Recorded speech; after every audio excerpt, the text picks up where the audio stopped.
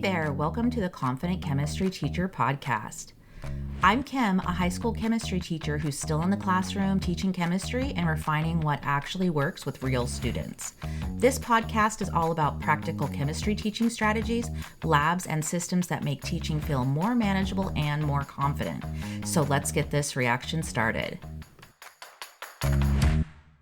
Hi everyone, and welcome back to another episode of the Confident Chemistry Teacher podcast.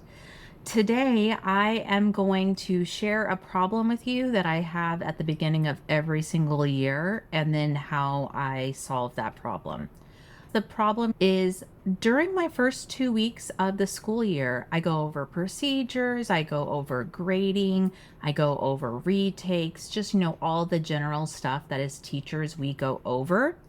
But what I found is that when I was going over this material, I wasn't sure if I was giving the same information to each period that I teach.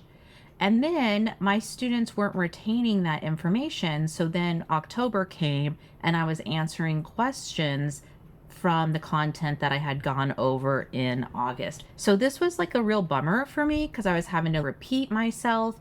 And we all know the first couple days of school as teachers were doing a lot of talking. So I just wanted to be more consistent personally on how I was going over this beginning of the year material.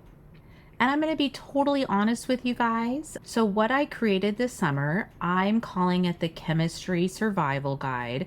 And that's because it's designed to help students be successful in a chemistry class, but it's also designed to help me save a little sanity at the beginning of the year.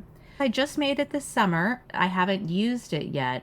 So I am going to be giving it to you guys as a free product or a free little package that you guys might want to consider trying out during your first week of school. Then, just like with all of my products, I'm going to go ahead and make some tweaks and some adjustments, and then I'll check back in with you guys later in the year to let you know what I changed, and then make sure that I make those edits. So if you did download it by next school year, I should have an improved version. So like I mentioned, my problem was at the beginning of the school year, I go over procedures, I go over how to do their notebooks, classroom expectations, technology, absences. But like I said, my students were not remembering them later in the year. And even worse, sometimes I feel like maybe period 5, I told one thing, and then period 6, I told something different. Or by 6th hour, that's like the last period of my day, by 6th period, I skipped things, or maybe 3rd period got skipped things. So I just was feeling like I was not very consistent. I'm sure you've probably all done that, asked, hey guys, did I say this yet today in class? My goal when I created this wasn't to just make another worksheet. Like I said, I just wanted something that was going to help keep me organized, make sure that I was covering everything that I wanted to in the same way for each class period. I wanted to make sure that I was giving my students the correct information and all of the information. And then I'm excited that this is going to be a reference that the students can refer back to for the entire school year because I am going to have the students put it in their notebooks.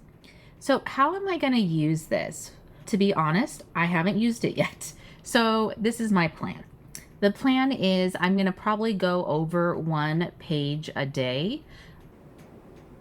To be clear, I'm not going to spend the whole period on this chemistry survival guide, but what my plan is to spend about 10 to 15 minutes every day where we just go over the specific content that I want to cover for that day.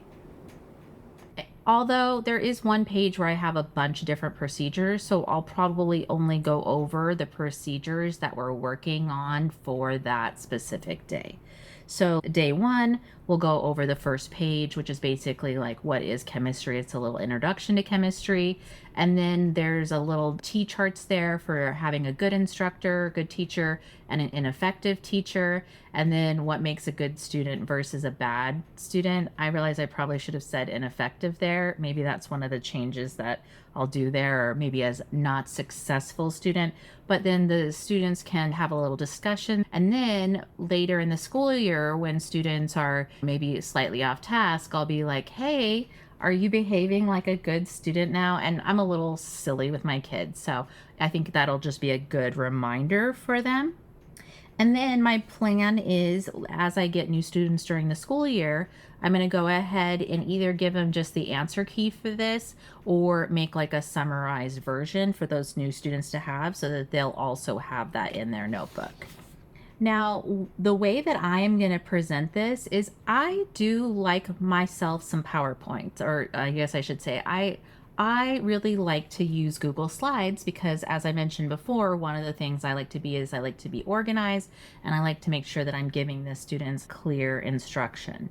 But what I'm going to do for this one is I'm going to use I was going to say overhead projector, but then that just tells you how old I am. I'm going to use my document camera, and what I'm going to do is I'm going to grab a packet for each class. And then as we go over each section, I'm going to go ahead and write the answers on the on the paper, but using the document camera so that all the students can see it. And then that way I know exactly where I stop from one period to the next period. Because, in that first week or two, sometimes you have an extra fire drill or maybe an assembly. Those little things can throw your class schedule off. I mentioned a little bit what's inside, but I'm going to give you an overview of what is there. So there is a page of procedures, and I'm not going to expect the students to write down paragraphs, but at least the bullet points or the numbered steps. There is information about how the grading system works. At our school, we have a weighted grading system, and so for us we've got 80% are those summative categories and 20% is the formative.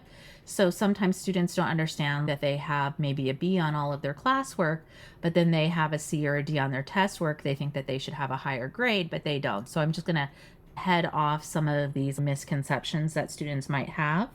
There's some problem solving questions on there. I wanted the students to have an opportunity to solve problems on their own and know that I do expect them to try to solve their own problems before they come to me. And it gives them a better idea about what my expectations for behavior and work are in the class. There actually is a little contract section about I'm going to say I'm going to do these things and the students say that they're going to do that. I feel like just making that little contract, okay, this is our agreement. You can hold me to these standards. There's also some scenario cards in there, and there is a quiz. I really like to get a quiz in the grade book, even if it's only like 5 points in the first couple of weeks, just because at least I feel like since we're taking so much time going over these procedures and introductory materials, that for some reason the first quarter, I usually don't have enough tests and quizzes in there. And like I said, if I just make this a 5-point quiz, I think that this is really important information. I mean, chemistry, yes, is important too. I love me some chemistry, but if they can know these procedures, then they'll do better. And honestly, I'll probably make this like a little open note quiz for them. When I made this, I was actually really excited about the scenario cards I made. So there are 12 different scenarios that I have in here. While the scenarios are similar to what they see on the worksheet, they are a little bit more specific to my class. I plan to have the students work in pairs and then compare their answers with other groups that are around them, just to make this a more interactive activity. I did also want to mention that all of these resources are created in Google Slides, so you can totally edit them. If there was a procedure that you didn't like or one of the classroom scenarios you wanted to change, you have complete ability to do that in this resource. The other thing that I like about this chemistry survival guide is I could use something similar with my other classes that I'm teaching. So I am teaching chemistry this year, and then I have AP environmental science and biology. So what I did is I just edited the files to be a little bit more biology specific, a little bit more AP focused. And so I'm going to use this same activity with all of my classes. And like I said, in that first week, we're all so busy, we're talking so much. I really just think that's just going to help me keep it all together. Like I mentioned, you guys, I told you how I'm going to use it. You guys feel free to use it however you want to. And if you use it this year and it's in a different way than I explained, please let me know. And then maybe I'll be like, yo, that's awesome. I'm going to go ahead and do that next year. So let me know how that goes. So just remember that you can modify the quiz questions. I did give you guys an answer key, but maybe you're like, I did not like her answer, so feel free to adjust all of this. So I think that there is a lot of teacher flexibility in this activity and the stuff that comes along with it. I do also want to mention I did make a little teacher guide to go with it. So if you needed some more information or there's some reminders, or if you don't start school until September, you're a lucky duck, but that's quite a ways away. And so there is a teacher guide in there that can tell you how I'm planning on using it. And then it gives you some tips and tricks along the way. So even if you never use this chemistry survival guide, I hope this episode encouraged you to think a little bit more intentionally about how are you going to teach your procedures? How are you going to keep yourself as the teacher organized? How are you going to ensure that the students are getting the same information? And then how are your students going to be able to recall that information? I know a lot of teachers put this information in their syllabus, and I also use a syllabus. If you want to listen back one episode, I go over what I include, and you might be like, hey, I feel like a lot of this information you talked about here is in the core syllabus.